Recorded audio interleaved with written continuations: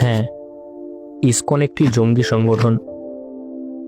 জাতীয়তা, জাতি, ধর্ম, বর্ণ, গোত্র, সম্প্রদায় নির্বিশেষে প্রতিদিন 2 থেকে 3 মিলিয়ন মানুষের মুখে খাবার তুলে দেওয়া যদি কোনো জঙ্গি সংগঠনের বৈশিষ্ট্য হয়, তাহলে হ্যাঁ, ইসকন একটি জঙ্গি সংগঠন।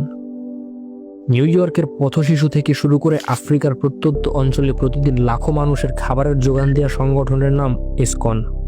করোনা মহামারীতে যখন গোটা বিশ্ব গৃহবন্দী, তখন 120 মিলিয়নের বেশি মানুষ খাবার পেয়েছে ইসকনের মাধ্যমে। অ্যাপলের প্রতিষ্ঠাতা স্টিভ জবস পর্যন্ত ছাত্রাবস্থায় 7 মাইল হেঁটে যেতেন ইসকন মন্দিরে শুধু একবেলা খাবার খাওয়ার জন্য। And I would walk the 7 miles across town every Sunday night to get one good meal a week at the Hare Krishna temple. এই ইসকন সেই সংগঠন যারা 2022, 23, 24 সালে নৌকা ভর্তি ত্রাণ নিয়ে উপস্থিত হয়েছিল সিলেট সুনামগঞ্জ এলাকায়। এই ইসকন সেই সংগঠন যারা 1971 সালে যুদ্ধ চলাকালীন সময়ে বাংলাদেশের জন্য ডোনেশন কালেক্ট করেছিল বিশ্বব্যাপী। প্রায় 130টি স্কুল পরিচালনা করে ইসকন, যেখানে পড়তে হলে আপনার ধর্মীয় পরিচয় হিন্দু হওয়া লাগে না। ইসকন পরিচালিত 400 শয্যা বিশিষ্ট ভক্তি বেদান্ত হাসপাতাল সেবা গ্রহণের ক্ষেত্রেও কেউ আপনাকে ধর্ম জিজ্ঞাসা করবে না। এইসবের বাইরেও যদি আমরা তাকাই, তাহলে দেখতে পাই ইসকন ধর্মপ্রাণ মুসলমানদের মাঝে ইফতার বিতরণ করে, গাজাবাসীদের জন্য প্রার্থনায় অংশগ্রহণ করে। এসব কি মেনে নেওয়ার মতো? এদেরকে অনতিবিলম্বে নিষিদ্ধ করতে হবে। যদিও ইরান, পাকিস্তান, কাজাকিস্তান সহ পৃথিবীর প্রায় প্রতিটি দেশে ইসকনের 8 শতাধিক মন্দিরের মাধ্যমে নিজেদের কার্যক্রম পুরো দমে চলছে। কোনো দেশেই ইসকনের উপর বিন্দু পরিমাণে নিষেধাজ্ঞা নেই। আপনাদের হাতে ফোন আছে, ফোনে ইন্টারনেট আছে। যে সকল দেশে ইসকন নিষিদ্ধ বলে অপপ্রচার চালানো হয়, সেসব দেশের নামের পাশে ইসকন লিখে গুগল করলেই দেখতে পাবেন কতটা আড়ম্বরের সাথে ইসকন সেখানে নিজেদের ধর্মীয় কার্যক্রম পরিচালনা করে। বাংলাদেশে ইসকন নিষিদ্ধের দাবি তোলার আগে আসুন একবার এদের বিশ্ব কুখ্যাত কিছু সদস্য ও অনুসারীদের ব্যাপারে জেনে নেই।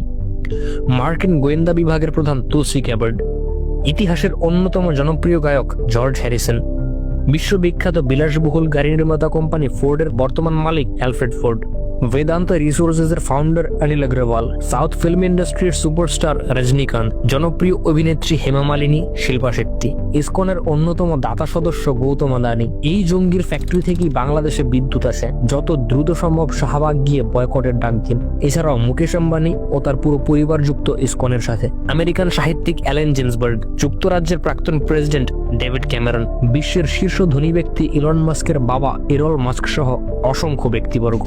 ইসকন কোনো রাজনৈতিক সংগঠন নয়, ভারত কিংবা রয়ের এজেন্ট নয়।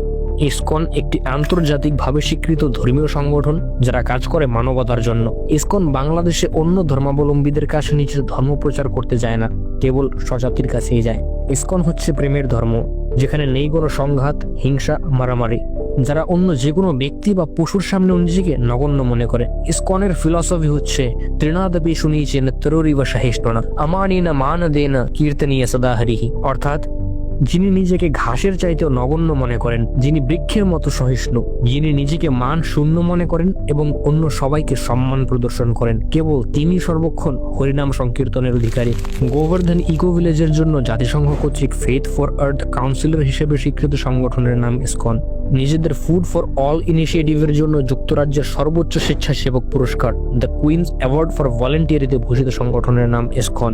ফুড ফর লাইফ কার্যক্রমের জন্য ব্রিটিশ এম্পায়ার মেডেলধারী সংগঠনের নাম ইসকন। 24 ঘন্টার মধ্যে সর্বোচ্চ 8,813 জনকে মাদকের অন্ধকার জগৎ থেকে বের করে আনার অনন্য গিনেস ওয়ার্ল্ড রেকর্ডধারী সংগঠনের নাম ইসকন। পৃথিবীতে ইসকনই একমাত্র জঙ্গি সংগঠন যারা স্কুল, হাসপাতাল, মোবাইল ক্লিনিক, রিহ্যাবিলিটেশন সেন্টার চালায়। এরকম আরো কতগুলো জঙ্গি সংগঠন থাকলে হয়তো পৃথিবীটা আরেকটু সুন্দর হতো। ইসকনের বিরুদ্ধে যত অভিযোগ সামাজিক যোগাযোগ মাধ্যমে দেখতে পান, তা শুধুই অভিযোগ। যে কোনো অপকর্মের পর তা ঢালাওভাবে প্রচার করা হয় ইসকনের নামে।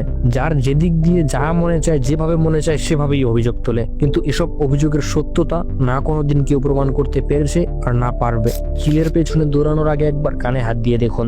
মিথ্যা গুজবে গা ভাসিয়ে ধর্মীয় সম্প্রীতি নষ্ট করে নিজেদের উচ্ছৃঙ্খল প্রমাণ করবেন না। তাই আসুন সকলে সচেতন হই, অন্যকে সচেতন করি, গুজবে গা না ভাসাই, সত্যকে জানি এবং অন্যদেরও জানাই।